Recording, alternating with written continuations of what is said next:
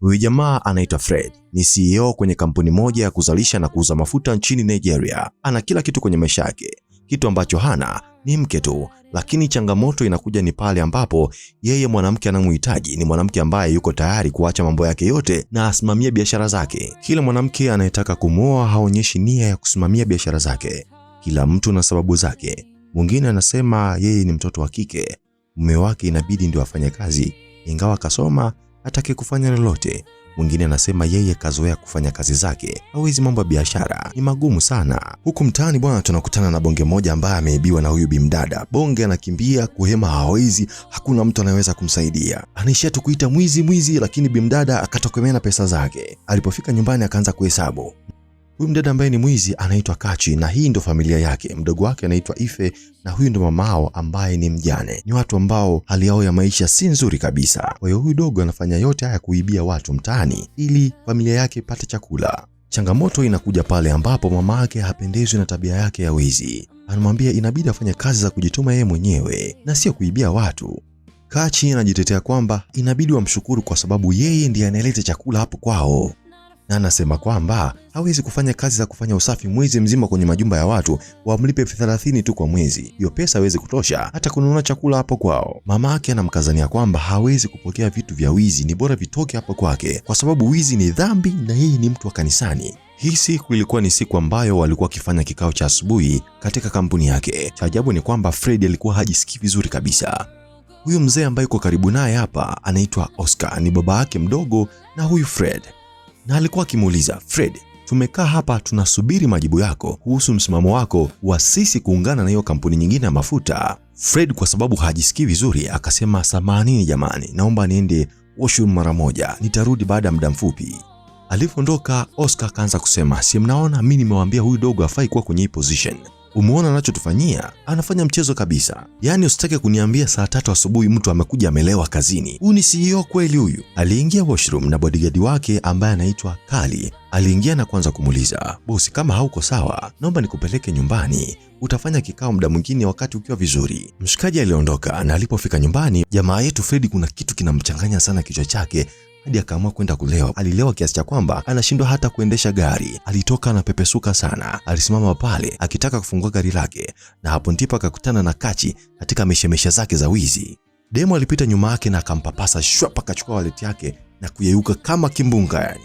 Alifika kwenye kona fulani na kuanza kuiangalia ile wallet kama ina fedha ndani. Akaanza kushangaa, hizi si dola hizi. Alikuta kama dola 400 ambayo ni kama milioni 1 pesa za kibongo. Sasa akajisemea kwamba jamaa atakuwa na hela sana, ngoja nirudi nikamchote zingine. Wakati anakaribia akaona kuna washikaji ambao wanawafahamu ni wezi wenzake, wanamsoma mshikaji, wanataka kumuibia. Alifika na kuanza kuwazingua, "Nyie masela vipi bwana, mbona mtaka kumzingua kakaangu?" Wale wauni ilibidi waondoke wamwache mshikaji na wasimfanye chochote. Mshikaji amelewa sana, haielewi kinachoendelea. Alimpa funguo na kumwambia, "Dada yangu samahani, naomba nipeleke kwangu, chukua ifunguo." Kachi akasema, "Haina shida, wewe ingia kwanza kwenye gari, lakini kwako ni wapi? Naomba nielekeze." Mshikaji amelewa, hawezi hata kuongea tena. Kachi ilibidi ampeleke geto kwake. Alipomfikisha geto kwake, alimvua viatu, akamchomoa mshikaji saa yake kwa sababu ni saa bei kali kinoma. Na mwisho wa siku akamfunga kamba mikono na miguu ili akiamka asichomoke. Ilipofika asubuhi, jamaa ameamka, akauliza, "Wewe ni nani? Nimefikaje hapa?" Jamaa alivyoamka kaanza kuwa na wengi, "Bwana, hapa ni wapi? Wewe ni nani? Na kwa nini nimefungwa mikono na miguu? Umetaka kuniteka au sio?" Mshikaji akaanza kupiga kelele pale, "Jamani, naomba nisaidie." Udada akamwambia, "Sikia nikwambie bro, huku ni Uswahilini, hakuna ambaye anaweza kaja kukusaidia huko. Sawa, wewe nisikilize ambacho nataka nikwambie. Mimi nahitaji unipe 500 za Kinigeria. Sawa? Hiyo 500 anaongelea huyu dada ni kama milioni 1 pesa za kibongo. Nipe 500, kama utaki utaendelea kubaki hapa hapa." Mshikaji alikuwa hana budi, ilibidi atoe ile 500 ili aondoke mazingira hayo. Kali alimfikisha nyumbani na kumwambia, "Bosi, inabidi tuwaambie polisi kwamba kuna mtu alikuteka na amechukua pesa kutoka kwako." Mshikaji akasema, "Nitaonekana mzembe sana bwana. Nitawaambia nini polisi kwamba nililewa hadi nikaibiwa? Mimi sina la kueleza. Wewe acha tu ili mradi nimefika nyumbani salama. 500 si kitu."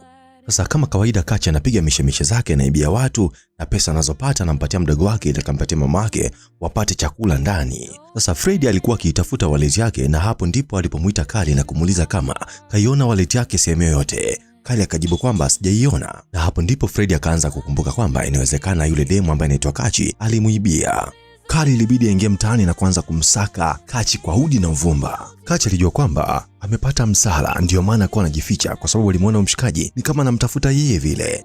Mara papo mshikaji akamshika bega akamuuliza, wallet ya bosi yangu iko wapi? Dema akaeleza maelezo mengi, alibeba begani mpaka ndani kwa bosi wake. Kwa nini unanibeba bwana? Naomba niache, nishushe. Mshikaji alimshusha. Sasa sikia niwaambieni, chochote ambacho mtanifanya watu waliwaona wakati mnanichukua, mkinifanya chochote kibaya, watu watakuja kuwavamia hapa kwenda kuchoma nyumba yenu hii. Sasa sikia, hakuna mtu ambaye atakuumiza hapa. Mimi ninachohitaji ni wallet yangu, na usijidanganye, mimi najua unayo. Naomba kaniletea wallet yangu. Kachi akasema kwamba kama unahitaji wallet yako naomba unilipe 50,000 ndio nikakufuatia wallet yako. Jamaa akasema 50,000 tena, akasema ndio, nilipe 50,000 nikakufuatia wallet yako. Mshikaji akasema ina shida, weka namba yako ya M-Pesa hapa. Pesa ikatumwa. Akamwambia nimesha kutumia pesa. Wallet yangu iko wapi? Sasa wallet yangu iko nyumbani, inabidi nikakufuatia nyumbani kwangu. Akamwambia Kali usijali, msindikize ukachukue wallet uje naye hapa tena. Kachi alirudi na wallet yake wa mshikaji. Akamwambia si nishakupa wallet yako, naomba niondoke basi. Akamwambia umesharudisha wallet yangu, lakini pesa zangu ambazo zilikuwa ndani ya wallet hazipo tena, ziko wapi? Dema akasema hiyo ishaisha bro, hizo nishatumia bwana. Jamaa kanashangaa, sasa hizo pesa zote unazoiba unatumia kwenye nini? Kachi akajitetea kwamba pesa zote anazozipata alinunua chakula nyumbani kwao na akalipia kodi. Fred akasema umelipia chakula si ndio? Basi haina shida, kaa tule wote mezani. Hadi bodyguard wake Kali alishtuka. Mtu kakuibia unataka ule naye chakula pamoja? Dema akaanza kubisha, kwa mimi unataka unifanye nini? Unataka unafikiri mimi mtoto si ndio? Fred akamwambia unafikiri mimi nataka nikudhuru kwa sababu ushanidhulumu pesa zangu? Hapana, kaa tule wote hapo. Dema alikaa mezani na kaanza kupakua msosi. Jamaa kanashangaa, mwanamke gani anapakua sahani imejaa namna hii? Alipiga msosi wote. Na ambapo aliona mshikaji hajamaliza akasema umeshiba? Alichukua sahani yake na kajaongezee mwenyewe. Baada ya chakula kuisha wakaanza kupiga story tena. Kachi akaanza kumwambia umesikia bro, kwa sababu wewe saizi ni mshikaji wangu, wewe umenipa msosi mimi, nilikuwa na njaa kinoma kama malaika akakuonyesha vile. Sasa kwa sababu umenipa msosi, mimi kuanzia leo nakuwa bodyguard wako. Yaani mtoto akitaka kukuzingua, mimi namdunda, nampiga mimi. Kachi akamuuliza Fred, kuna shida gani? Mbona umenifuata nyumbani kwangu leo? Fred akamwambia kuna msichana nilikuwa na miadi naye lakini bahati mbaya ameshinda kutokea. Kwa hiyo niliamua kutoka ili ni refresh my mind. Kachi akamwambia basi pole sana, mimi nipo. Fred akamwambia basi kama ingekupendeza tungeenda nyumbani kwangu, kuna chakula kingi sana pale kimepikwa, kama unaweza wenzetu tukale. Dada akasema huna haja kuongea mara mbili, muongelea msosi, mimi nakuja bro, tunaenda wote. Walipofika nyumbani, Fred akaanza kumuuliza huyu binti kuhusu maisha yake. Binti akaanza kujielezea kwamba yeye anaishi na mama yake ambaye ni mjane, lakini pia anaishi na mdogo wake wa kike aitwaye Effie. Maisha yao sio mazuri sana. Hakufanikiwa kumaliza shule kwa sababu baba yake alifariki, kwa hakuweza kuendelea. Kachi alihitaji kujua upande wa maisha wa mshikaji kwa sababu anamuona tu, hajui hata anafanya kazi gani. Jamaa akajielezea kwamba yeye ni CEO kwenye kampuni moja inayojishughulisha na issue za mafuta. Wazazi wake pia walifariki, kwa hiyo aliachiwa kampuni aiendeleze. Kachi akamuuliza, lakini unaonekana una pesa sana, kwa nini sije kukuona hata na watoto au anakuitaita hapa nyumbani? Akasema mimi hapana, mimi sijaoa bado, ndio maana sina watoto. Kachi akaanza kumwambia na pesa zote hizo, wewe mimi najua unapenda wanawake wenye makalio makubwa. Wanawake wote hapa Lagos umeshindwa kutongoza hata mmoja. Wewe mzembe bwana, inabidi nikutafutie wewe, nipe kazi mimi nikutafutie mwanamke wa kuoa. Fred akaanza kumuuliza, kwani nikuulize swali? Akasema niulize tu Fred, haina shida. Akamwambia ikitokea mfano umeolewa na mume wako anafanya biashara, je, upo tayari kushirikiana naye na kuacha kazi zako zote umsapoti kwenye biashara zake? Kachi akajibu, ndio, lazima nimsapoti kwa sababu ni mume wangu. Maneno hayo yalimfanya Fred aanze kufikiria huyu dada kama ni mtu ambaye anaweza akawa naye kwenye mahusiano, kwa sababu ni mtu ambaye yuko tayari kuacha mambo yake yote na kusimamia mali zake. Siku inayofuata Kali alikwenda kumwamsha kwa sababu muda wa kwenda kazini ulikuwa umefika, lakini jamaa alikuwa amki. Jamaa alipaniki sana na kumpeleka kwa daktari. Daktari akawa anampa taarifa ambayo si njema sana. Akamwambia kansa yako imerudi, inabidi uanze matibabu. Kwa kiufupi, mshikaji amebakisha muda mfupi sana kuishi hapa duniani kabla hajafariki. Alirudi tena kwa Kachi na akaanza kupiga story, jambo ambalo Kachi hakutegemea. Mshikaji alimuuliza kama ana boyfriend. Kachi akasema hapana, mimi sina muda na mapenzi bana. Fred akamuuliza, naweza nikakuoa si ndio? Mdada alishtuka sana, unioe mimi kwa nini? Fred alimjibu kwamba wewe ni mwanamke ambaye una kila kitu ambacho mimi nakihitaji kutoka kwa mwanamke. Kitu kimoja tu ndo huna elimu. Huwezi kusimamia biashara zangu kama una elimu. Mimi nataka nikuoe, lakini pia nataka nikupeleke shule. Dema akasema haina shida, basi mimi nitafikiria ombi lako afu nitakuja kukupatia majibu. Siku inayofuata Kachi alienda kumuona mshikaji na kumwambia kwamba mimi nimekuja kukuletea ombi lako, nimekubali unioe. Jamaa alifurahi sana na wakakumbatiana. Safari ya kwenda kwao ikafika. Mshikaji alifika na kuanza kujitambulisha. Mamake akaanza kusema, "Oh, mtu umemwiba wapi wewe? Yaani wewe ulete mtu wa maana hapa kwangu?" Akaanza kumuuliza maswali jamaa. Yeye ni nani, ametoka wapi na anafanya kazi gani? Jamaa alijitambulisha vizuri sana. Mama akamuuliza swali lingine, "Unaendaga kanisani?" Mshikaji akasema, "Ndio, huwa naenda kanisani." Akasema, "Umeona? Mimi ni mtu wa kusali pia. Haya, pigeni magoti niwaombee." Basi mama akaanza kushusha maombi pale ili Mungu awatangulie katika ndoa yao. Baada ya kufanya hivyo, wakafunga ndoa. Watu kazini kwake walimpongeza sana bosi wao, isipokuwa tu yule baba mdogo wake aitwaye Oscar. Akaanza kumwambia, "Mwanangu, mbona kama umewaisha sana mambo ya ndoa haya? Mimi nahisi ulikurupuka au umerogwa wewe? Au ulimpa mimba ukakulazimisha kumwoa huyu binti?" Jamaa kana mwangalia tu baba mdogo wake kwa sababu anaona huyu mzee hana akili, anaongea pumba tu. Sasa bwana, binti alianza kusoma, akaanza chuo, maisha yakaendelea vizuri kabisa. Lakini kuna siku alimfuata mshikaji na kumwambia kwamba yeye ni mjamzito. Lakini hiyo ilikuwa ni siku ambayo mshikaji alitaka kumwambia huyu binti kwamba yeye ana kansa na baada ya muda mfupi atafariki dunia. Ila hakumwambia kwa sababu binti alikuwa ameshamwambia habari ambayo ilikuwa imemfurahisha sana. Mshikaji kiukweli alikuwa akiumwa sana, lakini alikuwa akimficha huyu mke wake. Kuna siku moja bwana, wakati amelala na mke wake, alikuwa akijisikia vibaya sana. Aliinuka kitandani na kuanguka chini, lakini alijikongoja na kumwahi daktari. Mke wake alipoamka, akaanza kuuliza mume wake yuko wapi, lakini mlinzi wake alimdanganya kwamba ameenda kazini. Akasema, "Basi ndampikia chakula nimpelekee ofisini." Akasema, "Hapana, leo hayupo ofisini, enda katika kikao nje ya ofisi." Lakini ukweli ni kwamba mshikaji alikuwa amekwenda kwa daktari zaidi ya wiki 2. Haonekani, alikuwa akipatia matibabu. Mke wake ajui, anapiga sana simu mshikaji apokee. Alikuwa akilalamika kwa mamake kwamba mshikaji kamtelekeza vile.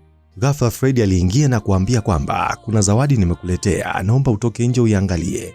Walipotoka nje, alikuta amepewa zawadi ya gari mpya kabisa. Binti hakuamini, maisha yake yamebadilika nyakati za mwisho kabisa. Maisha yaliendelea kwa vizuri. Lakini kuna siku mshikaji alimwaga tena mke wake kwamba amepata safari ya kikazi, anatakiwa kwenda London. Lakini ukweli ni kwamba mshikaji alikwenda kutibiwa kwa sababu hali yake si nzuri kabisa.